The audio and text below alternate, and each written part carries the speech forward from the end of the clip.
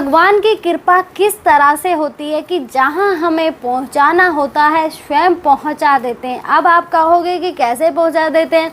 हम लेते हैं यहाँ प्रेमानंद महाराज जी की बातें कि किस तरह से प्रेमानंद महाराज जी की लाइफ में चेंज आए कि आज जिन्हें पहले कोई नहीं जानता था, बचपन से हम नहीं पता प्रेमानंद महाराज जी कौन थे, अब कुछ सालों में देखा जाए तो प्रेमानंद महाराज जी को आज विदेशों तक जाना जाता है कि प्रेमानंद महाराज जी वृंदावन में रहते हैं, यहाँ रहते हैं, कब अपने भक्तों से मिलते हैं, सब कुछ पता है। लेकिन पहले नहीं पता था, क्योंकि देखा जाए तो प्रेमानंद महाराज जी शुरू से राधा रानी के भक्त नहीं थे।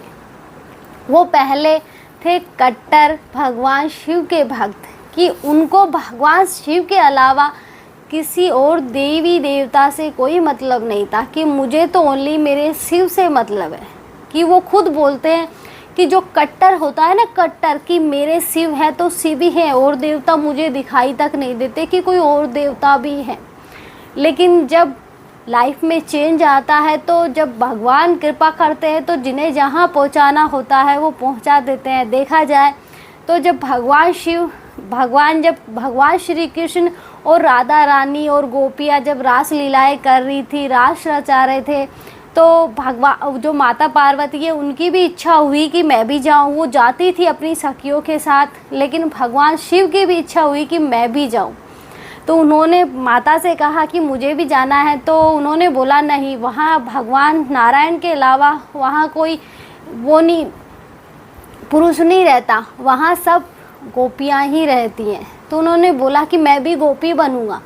तो भगवान शिव के साथ, भगवान श्याम के साथ भगवान शिव रास करने के लिए गोपी बने थे, कि उनकी एक झलक पाने के लिए राधा रानी और भगवान श्री कृष्ण की कि वो लेडीज का भेष बना लिया उन्होंने, कि वो वहाँ रास करने लग गए।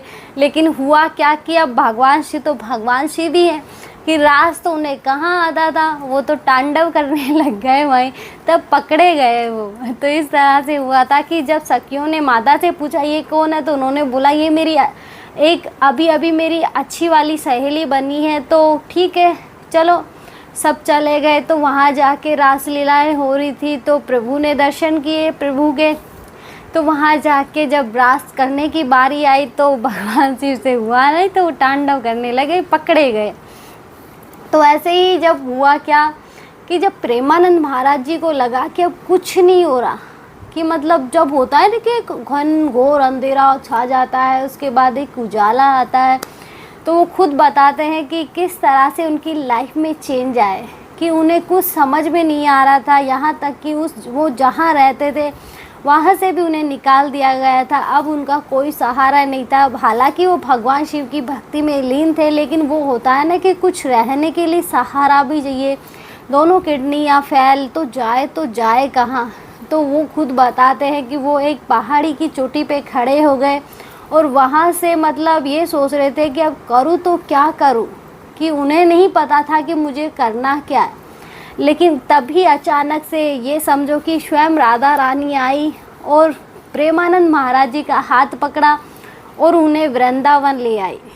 कि इसलिए बोला जाता है जब से प्रेमानंद महाराज जी राधा रानी के भक्त बन गए, कि आज उनके मुख पे राधा के सिवा कोई और नाम नहीं है, कि जिनमें जो उन्हें मिला वो उन्हीं में लीन हो गए। जैसे मीराबाई थी, तो मीराबाई ने भगवान श्री कृष्ण को अपना पति माना था। हालांकि उनकी शादी किसी और के साथ भी हुई थी, लेकिन उन्होंने नहीं, क्योंकि उन्होंने जब से होश संभाला था भगवान श्री कृष्ण को ही अपना पति माना था, और लास्ट में वो उन्हीं में समा गई थी। इसलिए प्रेमानंद महाराज जी के साथ भी कुछ ऐसा ही हुआ।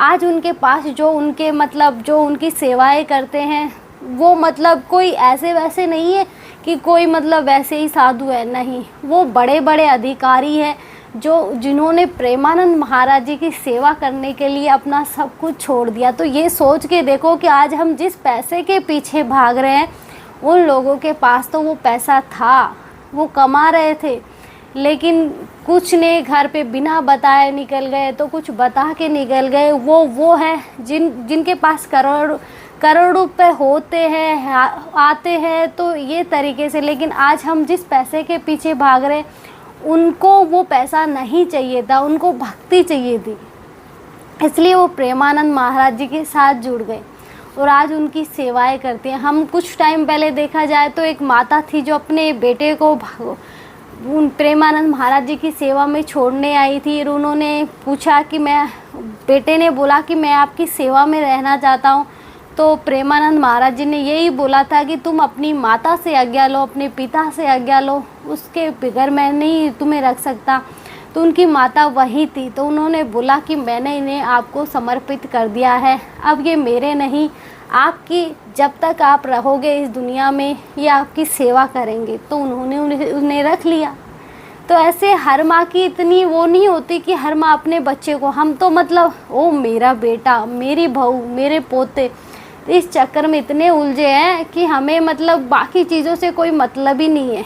उस माँ से देखो ना कि उसने अपना बेटा मतलब प्रेमानंद महाराज जी की सेवा में समर्पित कर दिया कि ये तुम्हारा है अब।